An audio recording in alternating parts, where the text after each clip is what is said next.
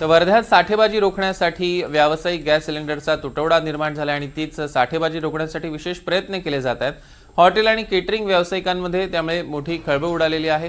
अनेक हॉटेल मालकांकडे केवळ 1 ते 2 दिवस पुरेल इतकाच गॅस शिल्लक आहे। हॉटेल बंद करण्याची वेळ आलेली आहे।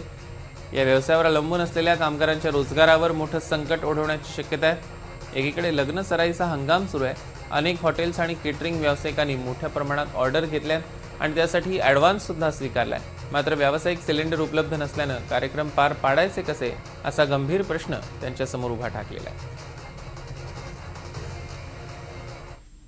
आपल्याकडे वर्धा जिल्ह्यामध्ये HPCL, BPCL आणि IOCL या कंपन्या आहेत। त्या कंपन्यांशी आम्ही सतत वारंवार संपर्कामध्ये आहेत। आपल्याकडे कुठल्याही प्रकारचं पेट्रोल आणि डिझेलची टंचाई नाहीये।